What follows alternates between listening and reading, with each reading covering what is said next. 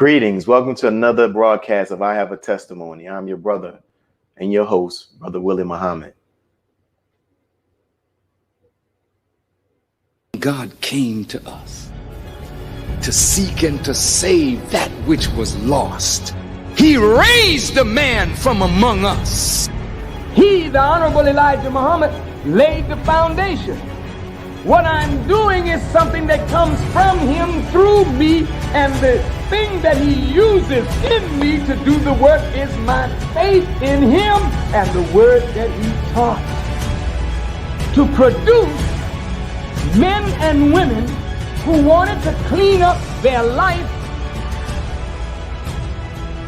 and build an independent nation for the glory of God. Today, family, we are honored to have as a guest the one and only Dr. Boyce Watkins, often referred to as the People Scholar. He is one of the boldest people I know with a PhD.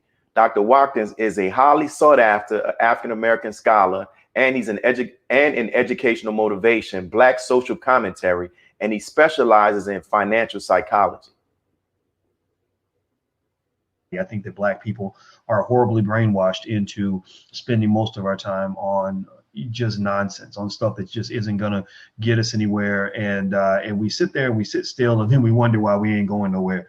Well, if you haven't gotten in the car and you ain't trying to move nowhere, then you're not going to go anywhere. Your life will be exactly what it was last week. So, people don't like to hear that. They get mad at me when I say that. But I can tell you, I was thinking about this a lot today because I saw this video by a man who talked about why people are trained to be poor from birth, how you're trained to be poor or you're trained to be rich. Rich people the ones who start rich and stay rich tend to have the advantage of having a certain mindset that is programmed into them at an early age, that is built on prosperity, that's built on abundance, that's built on possibility. And poor people are trained and programmed in the other direction. They're programmed to believe that the struggle is real. You ain't never gonna get out of it. You always gonna be poor. Who the hell you think you are? So thank you, Dr. Watkins, for agreeing to be our guest on this show, my brother. We greatly appreciate it. I'm honored to be here, man. Thank you so much. And so I know you're a very busy man, so we'll get straight to the interview. You know, Doc, in preparing for this interview, I learned something about you that I was surprised to learn because of how intelligent and knowledgeable you are, that during your early days in school, you had some struggles, yet today you hold a PhD. So can you explain to us how you were able to overcome those educational struggles and to move on to earn your PhD? You know, that's an interesting question because I don't know how easy it is to give a simple answer to that, but I'll try my best. I had a hard time in school because for the same reason that a lot of Black boys struggle in school, I did not see anything in school that really represented who I was or anything that I actually valued.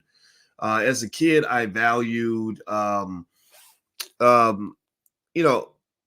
guess I valued maybe the chance to one day make some money. I valued maybe getting some sort of esteem, maybe whether it's from my friends or from girls or whatever. And school just wasn't a place that I felt welcome. It just didn't fit, and also, to make matters worse, my mother and I strongly believe I've always had a kind of an ADHD thing that I just learned to manage naturally. And so, you're in school every day, you're acting a fool, you're jumping up and down, running around, running your mouth. And that started when I was in probably kindergarten. And my kindergarten teacher, who was actually a young white lady, went to my mother and said that your son was jumping up and down and walking around the classroom and constantly talking. And I said, I'm going to teach him a lesson. So she said, she let me walk around and kind of just, talk to the other kids and just do whatever I was going to do. And she said, I'm going to ask him a question. I'm going to ask him to repeat back what I just taught the kids. And she said, I asked him, and she said, he told me every single thing that I had just taught everybody else. And so what this white woman said to my mother was, she said, your son is gifted and they're probably going to try to put him on medication. They're probably going to tell you that something's wrong with him. She said, don't you let them do that. She said that he has a special intellectual gift. And I received that, I guess. And so years later, it's still there. Even as a 50-year-old man, I still act up I still, whether I'm talking to my wife and she wonders why I'm looking around and thinking about other things or doing something on my phone, but I'm hearing everything, and that fidgety behavior is still there. And also even publicly, I might go all over the place, but I gained that ability to kind of come back home. And I think that was just my style of intellect. Maybe it's a little bit different. It makes some people mad. Some people don't understand it, but it works. So, it was really finding yourself that I think matters the most, is figure out who you are and what you're good at, and really owning that and pursuing that with everything that you have, and not being ashamed of that. And that's self-love, Yes, and sir. so self-love was really the secret to really everything. Because as a kid, I don't know if I love myself. Yes, sir. As a grown man, I can firmly say that I do. Yes, it's very important to self-love. The graduation rate, according to this 2019 publication I read, for Black males in America is like 59% in high school. And I would imagine that there are other Black males who have those same experiences that you have had, and their parents, are dealing with that. What advice would you give to parents as well as Black males who may find themselves in the situation that you experienced, because maybe the educational process is not appealing to them, or they may have legitimate academic challenges? So what advice would you give them that they can keep going and not give up? Let's start with the educational system. The educational system is really an indoctrination system. That's what it is. It's designed to indoctrinate your child into enough Eurocentric thinking that they can then go and serve a white corporation one day, or maybe even give all their wealth away to a big white university one day. And this does not mean that school is always bad, or that going to college is bad, or that there's something wrong with working for other people, but it's designed to put you into a system. And when you fit into the system well, the system rewards you. You get carrots based on that. That's why studies show that valedictorians are very rarely go on to become millionaires or successful, highly successful people.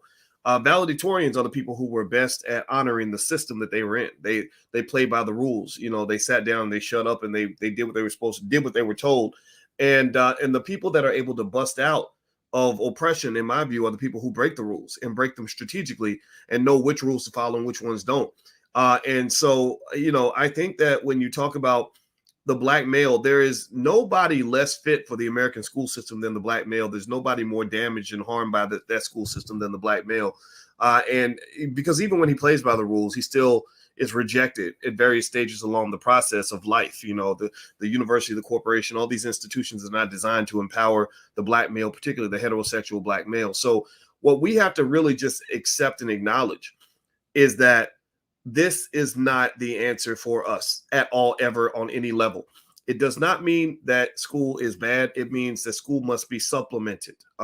It is so effectively what I would just generally say is, number one, obviously don't give up on your kids. Thank God nobody gave up on me. My biological father wasn't there. I had a stepfather who stepped in. He's not my stepfather though. He's my real father.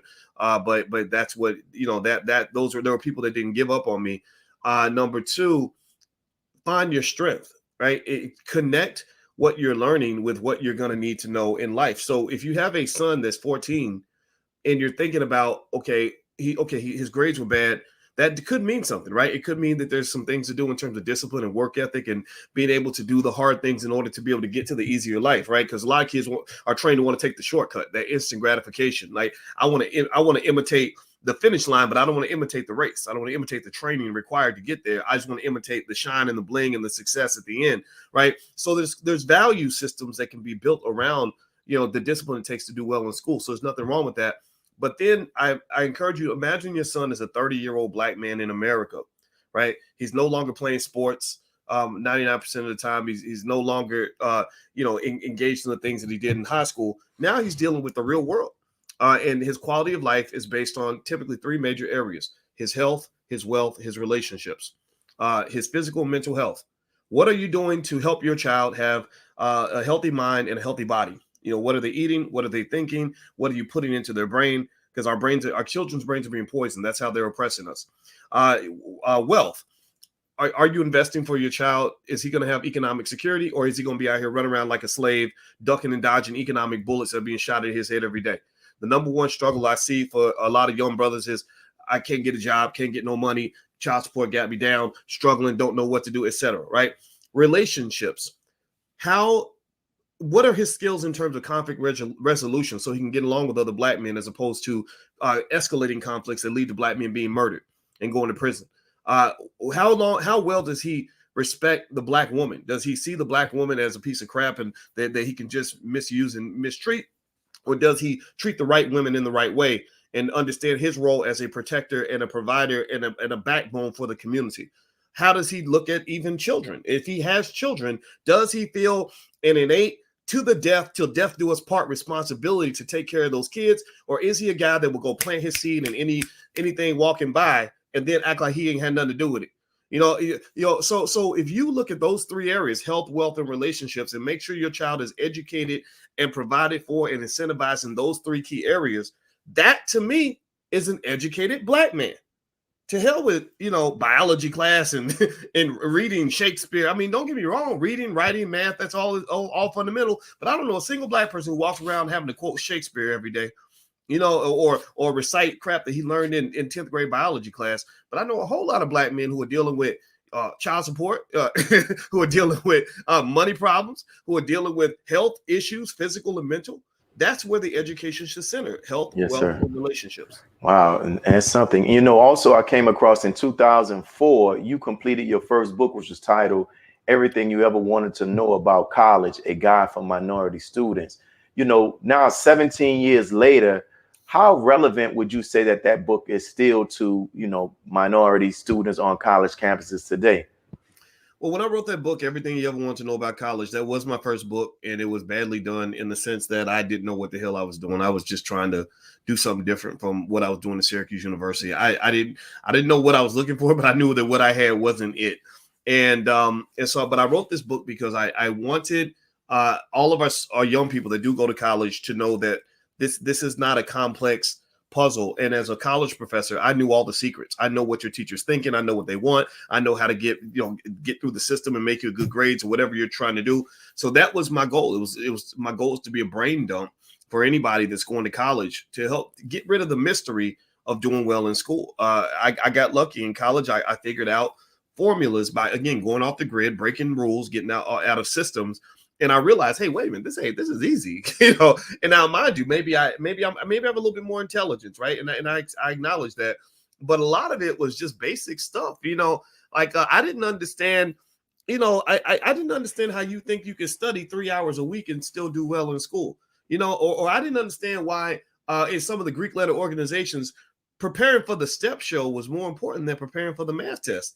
That didn't make sense to me. So, or why, who said that you can't go to the library like the Chinese students and study at 10:30 on a Saturday night?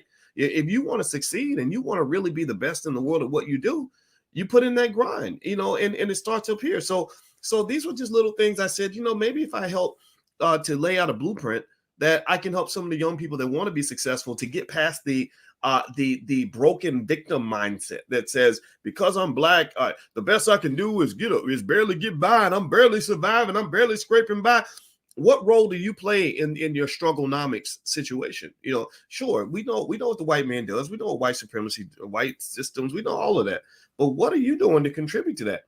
Where are you playing a part in that process? And I think that line of personal responsibility is something it's not necessarily encouraged in our community. And people think that when you talk about personal responsibility, you're not acknowledging racism.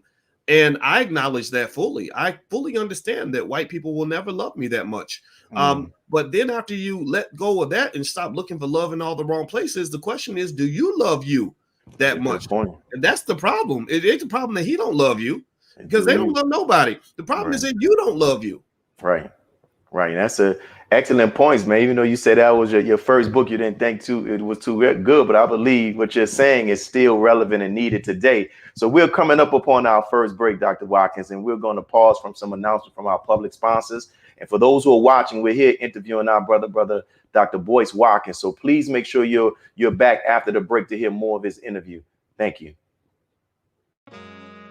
Be a part of the force that powers truth in journalism. Your support helps us to highlight solutions for a brighter tomorrow. Go to nnvnews.com/donate. Asiatic Minds, online education, helping our children to discover their God-given skills, gifts, talents, and passion that will allow them to see their greatness, as well as the greatness of our people, and upon discovering that greatness, infusing them with the desire to use it for the betterment of themselves, their families, our people, and the world. Call now, 502-219-4848. This is Sister Sajda Muhammad. We are proud to announce that the Sajda House commemorative Elijah coins are finally here. This priceless heirloom, made from recycled copper from the messenger's home, is now available at sajdahouse.com. The hashtag Bank Black social media campaign made strides not only in revolutionizing how we bank, but also how we think. The movement inspired thousands of African Americans across the country to transfer or deposit millions of dollars into Black-owned banks. These are banks that will invest in urban communities, employ African Americans, support Black businesses, and inspire Black home ownership. This is a very proud moment for our culture as we are taking small, but significant, steps towards building Black power through Black wealth. Thank you for tuning in to NNV News. Please share your thoughts with us in the comments section below. Follow us on social media at NNV News, and please subscribe to our YouTube channel, National Network View. This is Clifton Muhammad with NNVnews.com.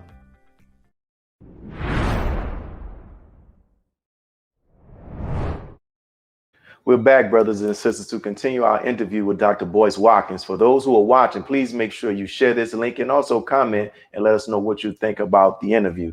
Doc, my next question, I want to ask you that several weeks ago, maybe a month or so ago, Nicole Hannah Jones was in the headlines after, again, making her decision known that she would deny she didn't accept the position to continue working at the white school she was at, and she was going to accept the position at Howard. And she felt that she came under attack because of her work with the 1619 Project, which angered some white conservatives who were big sponsors or donors to the school. And while preparing for this interview, I came across an article in 2009 where you spoke about how you felt your tenure was denied because of your on-air confrontation with Bill O'Reilly. And my question I want to ask you is, do you think that such pressures keep more Black professors from being bold on these college campuses, even Black college campuses and white college campuses? Yeah, brother. A lot of our we have a big brain drain in the Black community. We don't just have a drain like on our athletes and our rappers. We also have a drain on our scholars. Most Black scholars I know are afraid of their own shadow. They're scared to really speak up on much of anything that does not please their white colleagues. And so the safest space that they can find is to be accepted by the white liberal establishment. The problem with that, though, is that's a form of intellectual imperialism, because white liberals are one of the biggest white nationalist groups in the country in terms of their oppression of Black people and our ideas. A lot of the things that white liberals push into the Black community, for example, the oddly disguised Black Lives Matter movement, are built on value systems that don't always resonate with a big chunk of our community. For example, those who maybe live in the tradition of Malcolm X, which I would include myself in that category, and Marcus Garvey. We believe in things like family, strong community, building wealth, and we're not necessarily keen to want to wear our sexuality on our sleeves. I don't want my children to be sexualized at the age of 6. And so sometimes white liberals come along with their own ideas and their own values, and it's almost like they give Black scholars permission on what they're allowed to talk about, not allowed to talk about. And so with that said, I think academia it's an institution that's really heavily built on white liberal indoctrination. A lot of our Black students that go to college and they go to these institutions and they become pro-Black in a certain kind of way that does not always help achieve the goal in terms of what I think the community really needs.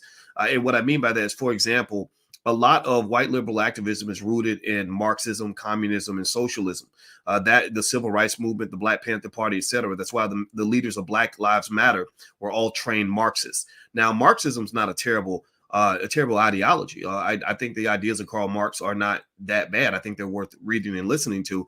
However, what it does do, unfortunately, is it creates a very anti-business, anti-traditional family kind of mindset, where you start accusing Black men of being filled with toxic masculinity. You start attacking Black business owners. You start, pushing ideologies that are devoid of the importance of wealth creation and wealth development as a key to economic power.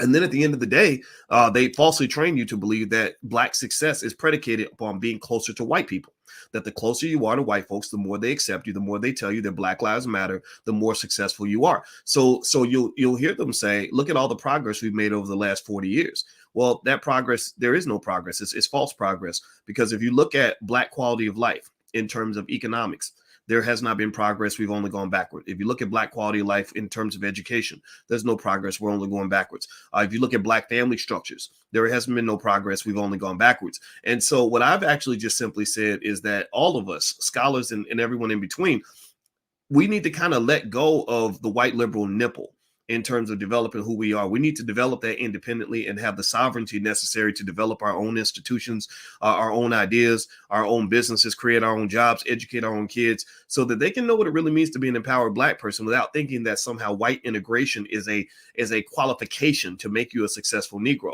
So basically in academia, that you see a lot of that. The universities, they feel that they can't be racist because they're not Republican, right? They feed that nonsense narrative.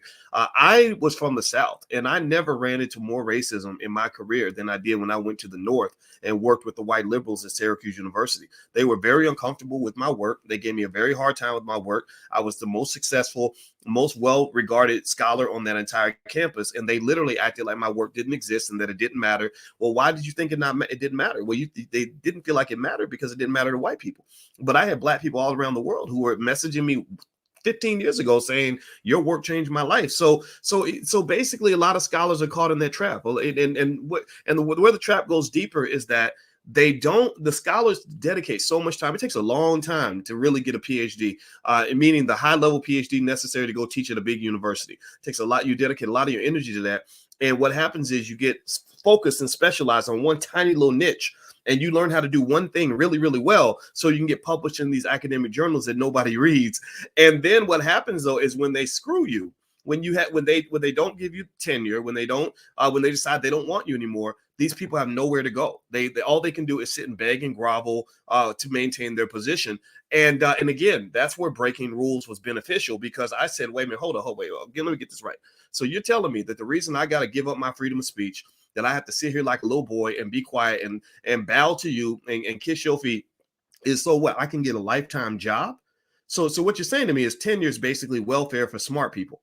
Got it. So I figured out a very basic idea. I said, okay, getting tenure is really, really hard. Making white people happy is really hard. I don't know how to do that.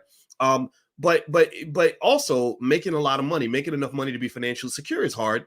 But I think I can do that. I think that will be easier than getting white people to like me, because they never liked me my whole life. And a lot of Black people don't like me either, and I accept it. I'm fine with that. And so I took my energy and said, let me go and do the thing I know I need to do as a Black man, which is to get enough economic security so that I can be independent of that system. And what that usually means for most Black people is figuring out how to make about $5,000 a month without having a job working for somebody else. So for most people, $5,000 a month is the difference between a complete life of freedom and a complete life of slavery. so and it's not that hard to do. So once I figured that out, I was able to stand a little bit taller. The Bill O'Reilly controversy went down, and they were trying to get me fired and use these typical scare tactics. And the thing that allowed me to stand up and basically just tell them to go to hell was I knew that my bills would be paid. If I lost my job, I wasn't scared of losing my job. I wasn't scared of being blackballed. I wasn't scared of any of those things. And I think a lot of scholars should understand that when they go into academia. So when Nicole Hannah-Jones went through that nonsense in North Carolina, I will say, just to be honest about it, my wife, who is a full professor of social work, she's right there in the institution, in the establishment. She gets it, but she has her own business. We kind of actually felt that we weren't sure how much she actually really is somebody that you would automatically think should get tenure anyway, because she doesn't have a PhD, and she's kind of from the outside. And so this assumption that because she's black, she automatically deserved tenure, I think that's a bad assumption. However, the racism that exists at the University of North Carolina, Chapel Hill is undeniable. It's historic. It's well documented. It's there. I'm happy that she went to Howard. I'm happy that Ta-Nehisi Coates went to Howard, Felicia Rashad. I think that our HBCUs could use that support. But what is also important to understand, for those of you that really want to solve the problem and understand what it's going to take to move the community forward, is to realize that even the HBCUs are failing the Black community tremendously. They're failing the Black community in one key way. Think about it like this. Dr. Claude Anderson, who wrote Powernomics, one of the most influential economic books in the history of this country, lives a few miles away from Howard University. Howard University has had tons of speakers come to that school, white people, corporate executives, whatever. They've never once engaged with Dr. Claude Anderson. So why would a historic HBCU like Howard refuse to engage with a Black man who literally changed the face of the last election? I mean, Ice Cube and Kanye West were tweeting his book because they said, okay, this is the solution. This makes sense. Well, it's because he does not fit into the white liberal establishment box. And also, he doesn't talk about the thing that Howard does best, which is to manufacture more Black employees for white corporations. If you look, that's what they brag about. We have a Black person that went to work at Goldman Sachs. We have a Black person that went to go work at Bank of America. This Black person went to work for Procter & Gamble. What Dr. Anderson is saying, which is 100% true, is that you need to stop focusing all your energy on mass producing more Black employees, because that's actually giving wealth to white people. You need to start mass producing Black people that can build industry.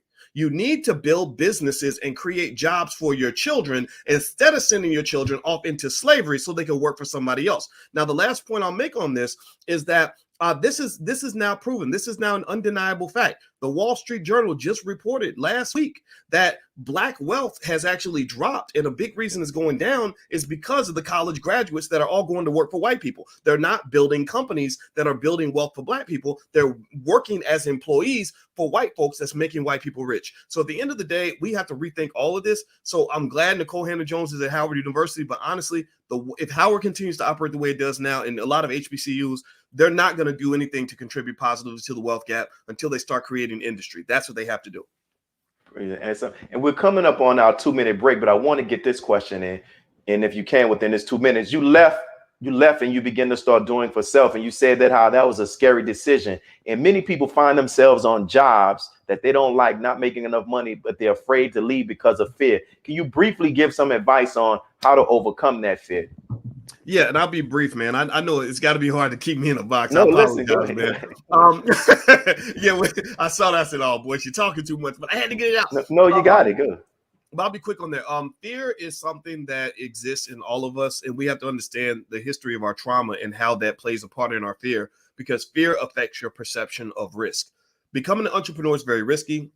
There's the upside, there's the downside. We tend to see the downside.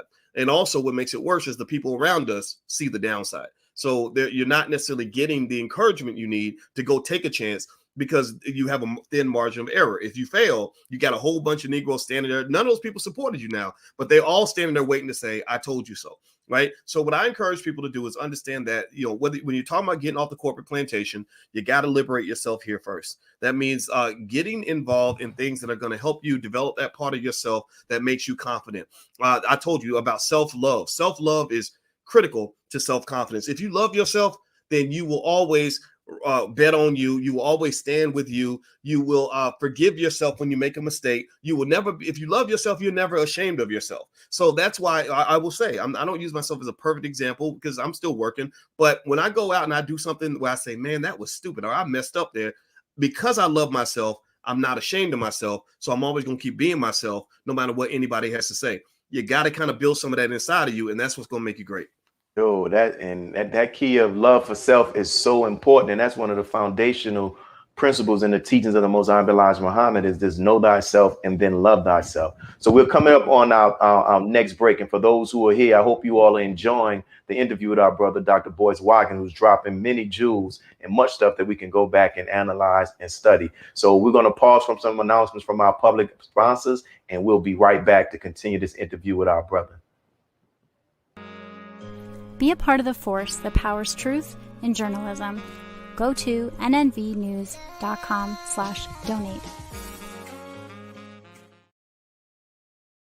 Worldwide. 24 hours a day, 7 days a week. Download the Final Call Radio app and take us everywhere. On your phone, on your computer, on your tablet, on Instagram, Facebook, and Twitter. You can also log on to finalcall.com and click the Listen Live button or finalcallradio.com. Final Call Radio, the official voice of the Honorable Minister Louis Farrakhan and the Nation of Islam.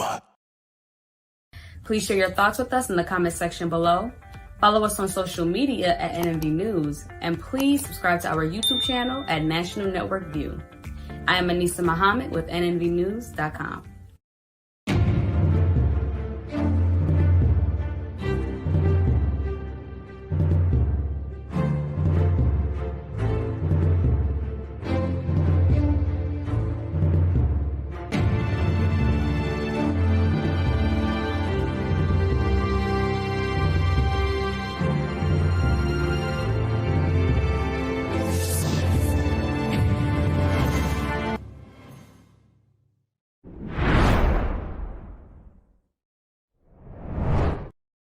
So we're back, brothers and sisters, to continue our interview with Dr. Boyce Watkins. Make sure you're sharing this and tagging others to tune in and watch it as well. You know, Doc, I watched several of your videos, man, and your boldness reminds me of the Honorable Minister Louis Farrakhan. So I'll ask you this two-part question. Can you share the first time you heard or when you first actually met the minister?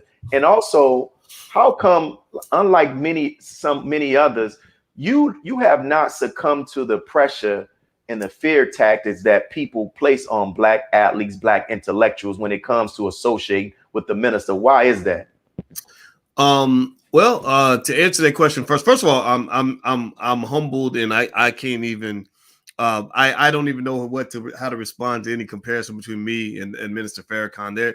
There is no comparison in my view. This man is extraordinary, and I first started to learn about him when I was in college, and right before the Million Man March, and he helped me open my eyes in terms of understanding the complexities of American racism and just what power and strength and manhood really look like. And so you know, when I got the chance to sit with the minister, it was obviously overwhelming. You know, we sat for about 2 hours, 2.5 hours, and I remember sitting there thinking, this is unbelievable that this man at the age that he was at the time, I think he was in his 80s, that he has so much energy, you know, and he was and it wasn't like, for some people you have a private version of the person and a public version. They're not always the same. They switch it off and on.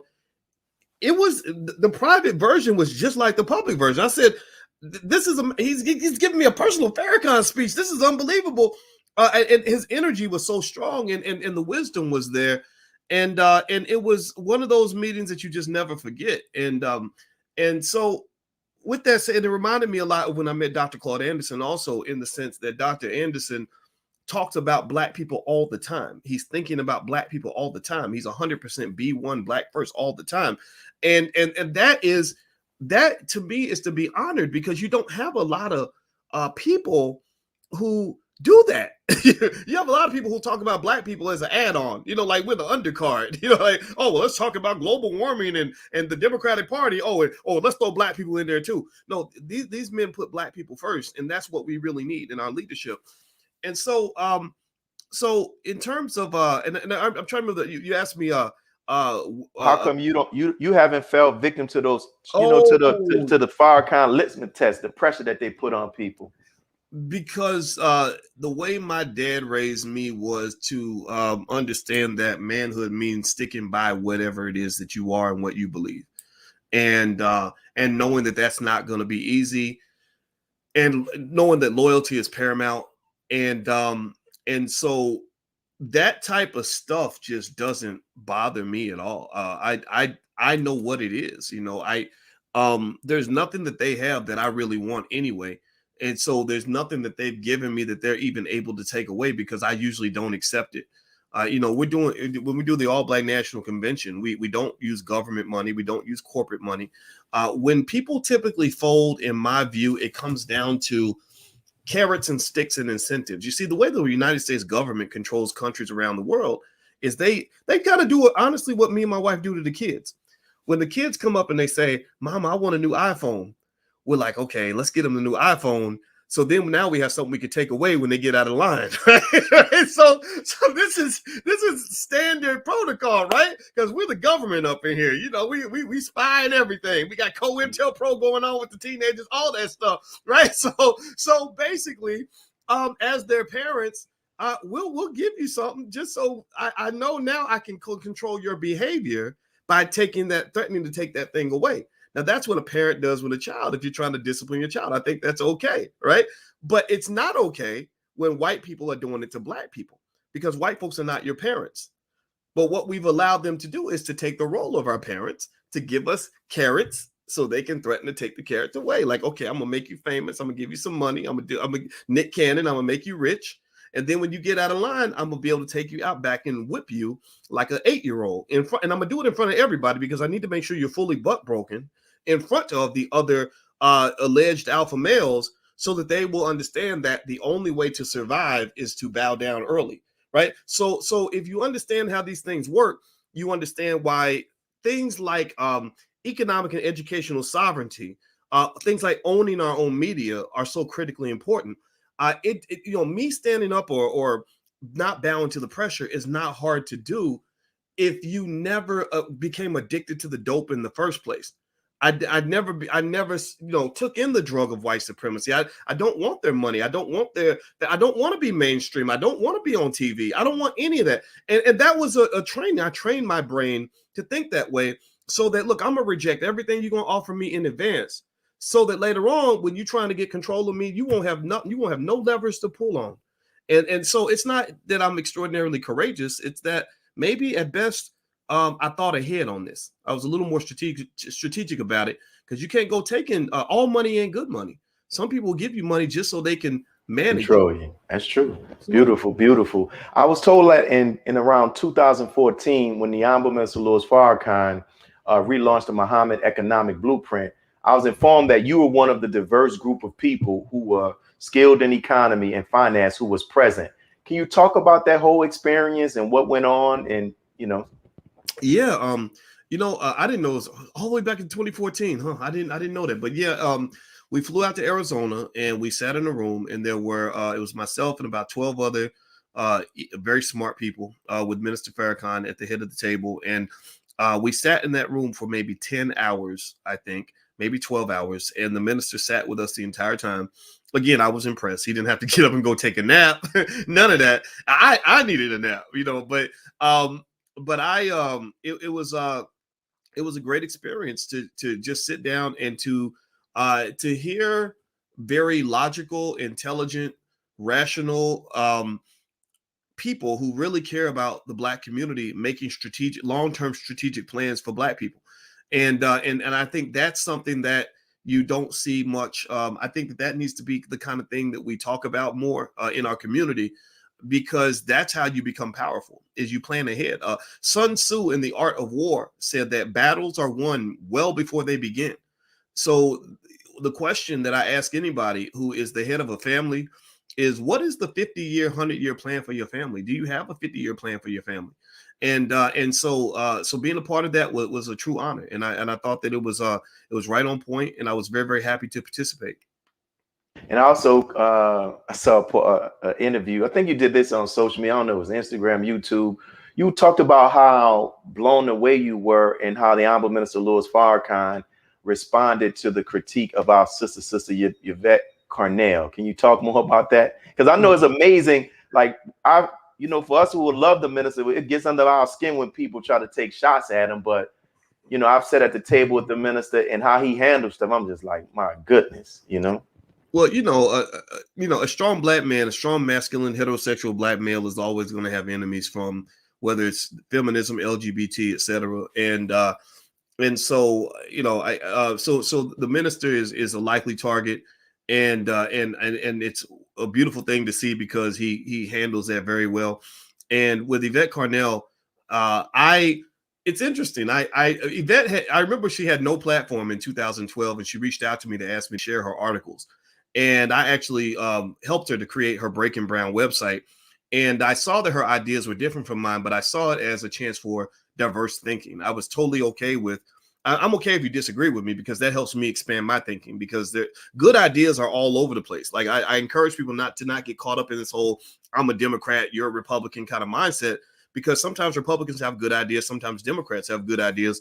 So with Yvette, I was not threatened by diverse perspectives, because that's what you're supposed to do as a scholar, and so what happened that really bothered me was that it got to the point where Yvette was doing something that I've seen other people do. When I started sharing my platform, they started using it as power to take shots at people, and then she took a shot at Farrakhan, and I thought it was unfair, because it's one thing to say I disagree with the minister. That's fine. You can say whatever, you can disagree, but it's another thing to try to discredit and to destroy somebody that is loved and admired by so many people. You don't have to do that. That's not necessary. And what I really thought was interesting was the way the brothers from the Nation responded really reflected the class that the Nation of Islam has. It was much classier than her initial action and her reaction, meaning that they were fired up. I don't blame them. Right? The things you're saying deserve a response, but they were incredibly respectful to her, to the platform, to everything else, and they just wanted to debate her. So there was a young brother out in California, I can't remember his name, but he came on. Can you give me his name again? Salih, yeah. He came on and I mean nailed it, like broke it down, like and I was listening. I said, "Ooh, this is good. Okay, go ahead, man."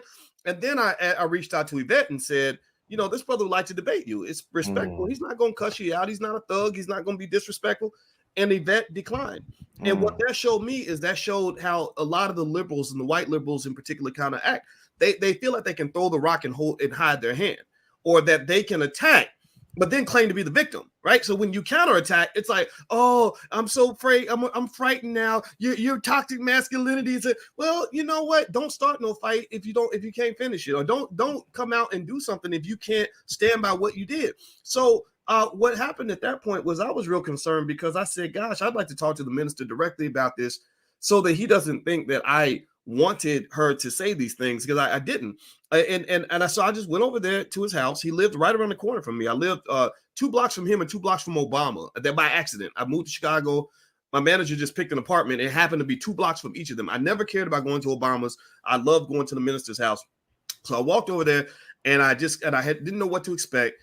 And we talked about the controversy. And you know what he said that blew my mind? He said, not only is it everything forgiven, but I want you to encourage her to keep speaking. And I was like, whoa. and you know how you look at, you're like, oh, I wonder if that's like what, like some people say things on the surface, but really they mean something else. Yeah. I saw no double talk in any of that.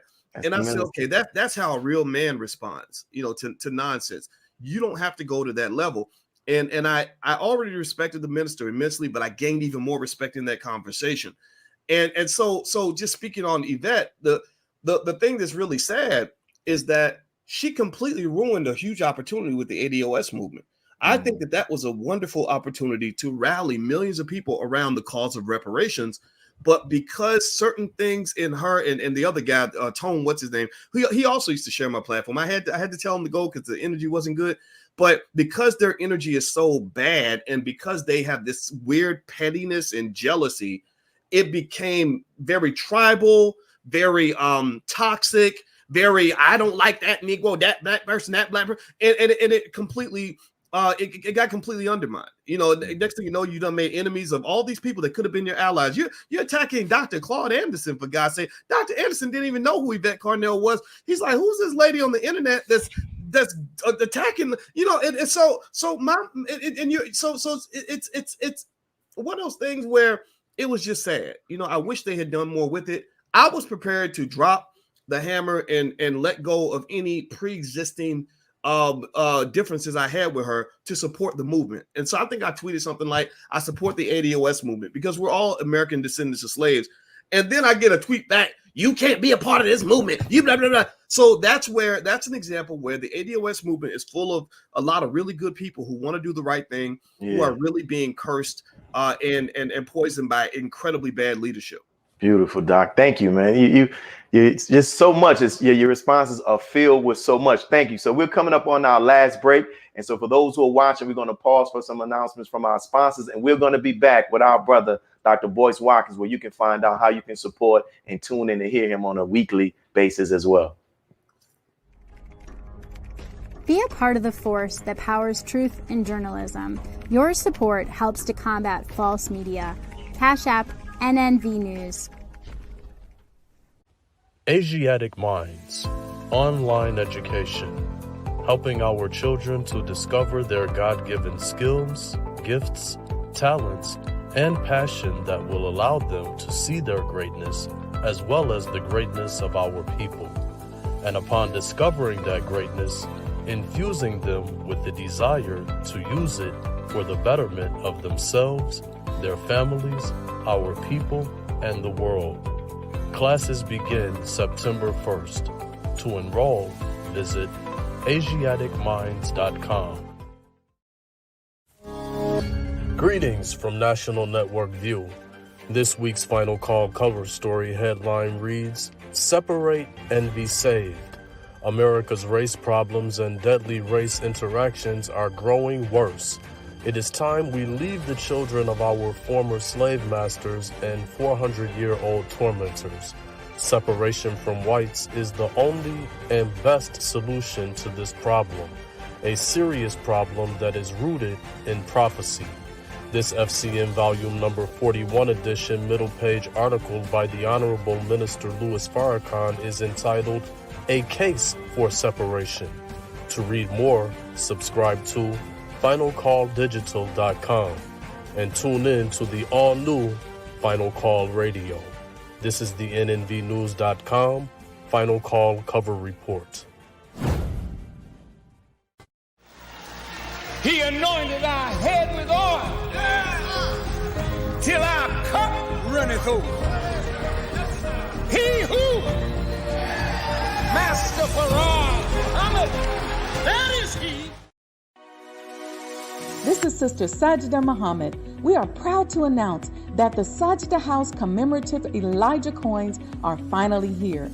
This priceless heirloom, made from recycled copper from the messenger's home, is now available at sajdahouse.com. Please make sure you leave your comments and questions in the comment section below. Follow us on Facebook, National Network View, and make sure to check us out on Twitter as well, National Network View. This is Sergio Gutierrez with National Network View, signing off.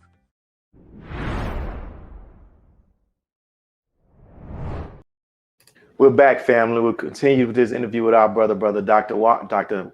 Boyce Watkins. And Dr. Watkins, I just have two last questions. One, I saw also that you had the opportunity to visit our school there in the city of Chicago, Muhammad University. So what was that experience like? And what did you share with the students? If I had a dream that I could have fulfilled with the snap of my fingers, I would get $100 billion and take the model of that school and spread it all throughout the United States. It's one sign of racism, one clear sign of the racial mental illness of racism in America is that there's this constant conversation about how difficult it is to educate our children, and things like that. And the reality is that that's already being done. We've already got schools that are doing it. We just don't fund those schools. The only models they will fund and support typically are models that are just not working, or schools that are turning our black kids into somebody else, something that they're not. The Muhammad University of Islam was visiting that school was like visiting those 15, 16-year-old children were asking me questions that are typically asked by graduate students. And so, I was floored by it. I was honored to talk to them. And it was one of those times where you feel excited because you get an opportunity to influence children that are going to change the world. So it was life-changing. Beautiful, beautiful. And we know for those who are watching, I know you have various platforms, various programs. How can those who are watching support you in the various programs that you offer? I know one time my wife she took and enrolled in one of the financial courses that you were doing some years ago back. So what programs are you having? How can people support you?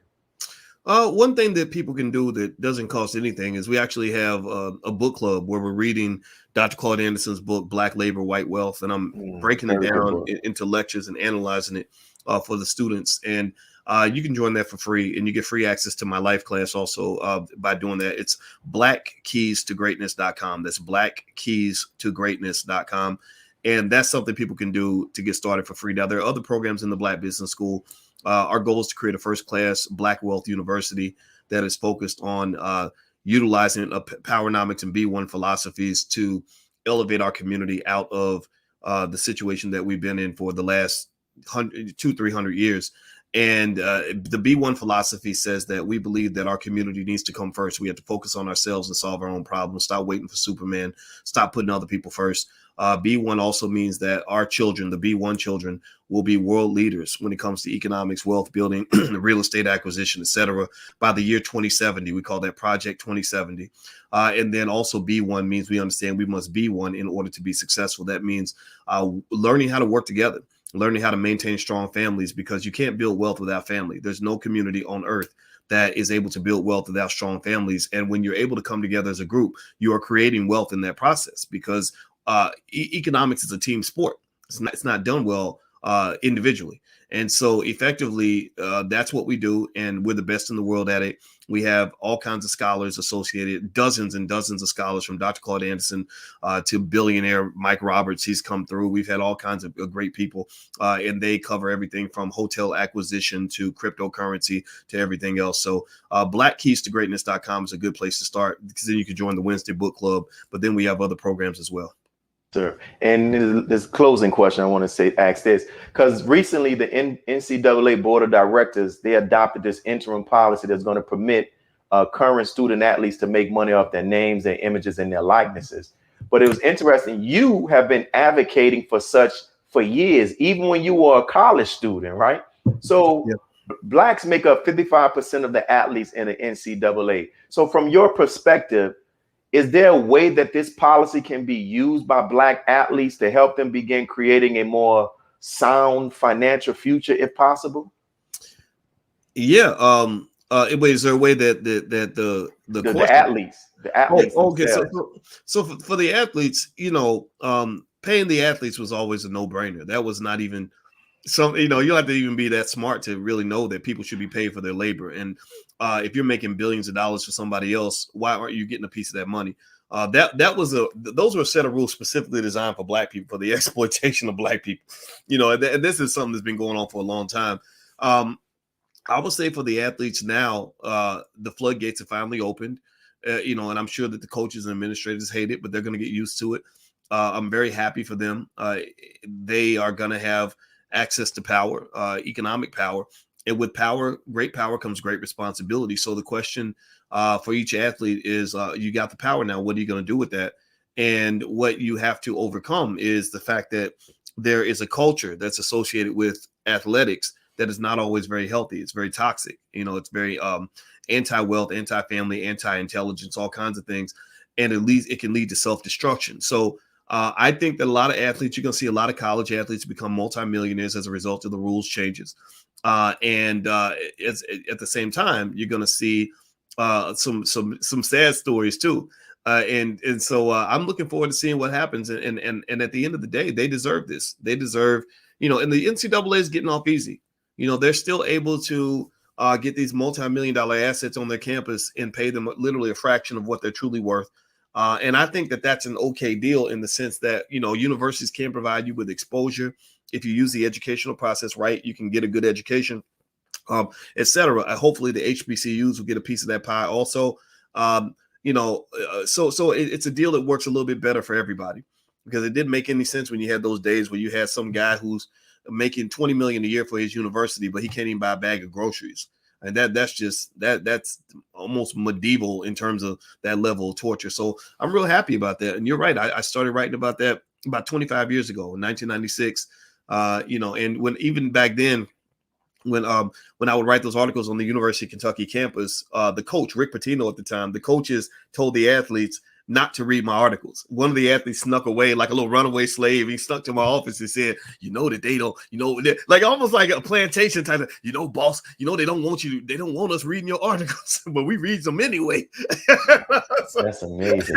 It's amazing. So I said, anybody who's blocking you from ideas is not your friend. Anybody who's blocking you from knowledge is not your friend. They are pimping you. That's what pimps do. Pimps, they control their prostitutes by making sure they don't get information that's going to empower them. That makes you easier to pimp. Yeah. Well, Doc, we thank you for your time, man. And we know you're so busy. We appreciate your time. And whatever it is that we can do, anything that you have going on, keep us posted. And can you once again mention that the website for the book club and also the other classes again? And any closing words that you have too, you feel free to share it. Okay. First thing I'll say is I'm extremely optimistic about the future of a group of our people. I think that when you talk about the B1 community, meaning Black first, those who put our community first, our families first, our people first, our children first, the future is going to be bright. There is no wealth gap in that space. The racial wealth gap exists amongst those who are trying to beat white people in a white system. Those who walked away from that actually have a higher stock market participation rate than most millionaires. Their children are very well educated. They are starting to acquire real estate and assets, and you're starting to see this seep into the culture. And this was my goal in the very beginning, back when it wasn't cool to talk about economics. My dream was to one day see a time where it does become cool, where rappers start rapping about it and people are just talking about it in everyday conversation. And I think we've accomplished that goal. The beauty of it, though, is that this is just the beginning. I think that this is a 50, 100-year process that's going to lay out not just with us, but really with our kids and our grandkids. They're the ones who are going to take it to the next level because we're doing what wealthy families do. We're planting the seeds for them. So you're going to see children of this movement, in my view, and grandchildren out of this movement who are going to be doing better than the Jews. They're going to be doing better than anybody else. And they're going to be doing better than the Arabs. They're going to be doing better than the Asians because they're going to truly understand what it means to compete in a globally competitive society. So I'm very optimistic about it. And I'm not really worried about 2021. I'm thinking about 2071, where we'll be then. And we're going to be in a great place. Last thing I'll say on that is the URL to join the book club. If anybody wants to join, it's totally free. Is blackkeystogreatness.com. That's blackkeystogreatness.com. Also, we have the All Black National Convention at the end of October. The All Black National Convention, we're going to gather in Orlando the last weekend of October, the 29th through November 1st, for 4 days, but you don't have to stay for the whole 4. And during those 4 days, we're going to do everything necessary to build a stronger B1 community. So that means obviously covering the economics. We got that covered. We got breakout sessions and everything from crypto to stocks to real estate to entrepreneurship. I got all my experts coming in, etc. We're also going to do panels and breakouts on things related to politics, what's going on in the hip hop music industry, how we can conquer that, what it means to, issues related to Black men and Black women relationships. And then also we're going to do some fun stuff. Those who are single that are looking for a partner, we're going to have speed dating. We're going to have also speed networking. If you're not looking for a romantic partner, but you're looking for a business partner, we're going to form groups so that you can invest together and form investment clubs. And we're also going to have the B1. We're going to have basically a ball and an award show. So we're going to do a lot of cool stuff, and we're really excited. And we put up $100,000 of our money, no corporate sponsors, no government money. We're doing this. It's going to be ours. Nobody controls the narrative but us. And if people want to know more about it, they can go to allblacknationalconvention.com. That's allblacknationalconvention.com. Yes, sir. And what we'll do, we'll make sure, and I'll personally make sure that I share that on my social media handles as well and spread it to others. Thank you, my brother. And may God continue to bless you and your family. So whatever we can do here at NNV National Network View, please let us know, man. And thank you again for granting us this opportunity. Thank you, brother, for having me. This has been a fun conversation. Yes, sir. Peace. Peace. And thank you all for tuning in. Make sure you share this interview. Make sure you comment. Also, make sure you the book club our brother talked about, the event that's going to take place at the end of October. He said we're going to have all of those links. Make sure you support.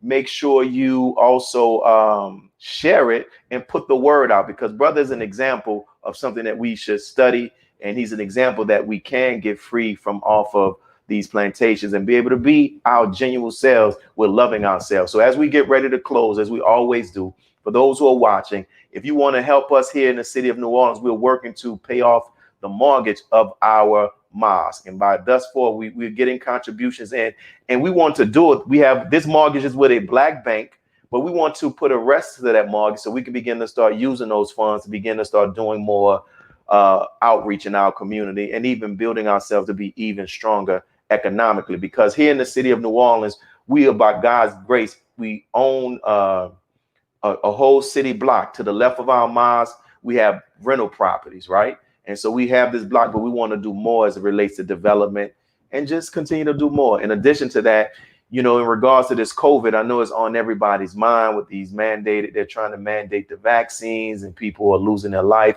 to COVID and also underlying conditions. And just whatever you may be going through, if you need some prayer, for us to say some prayer on your behalf, please send an email to mos46av@gmail.com or reach out to us on social media, and we will do that. So thank you, brothers and sisters, for tuning into National Network View. This is your brother Willie Muhammad. Peace. God came to us to seek and to save that which was lost. He raised a man from among us. He, the Honorable Elijah Muhammad, laid the foundation. What I'm doing is something that comes from him through me, and the thing that he uses in me to do the work is my faith in him and the word that he taught. To produce men and women who wanted to clean up their life and build an independent nation for the glory of God. Be a part of the force that powers truth in journalism. Your support helps to combat false media. Cash App NNV News.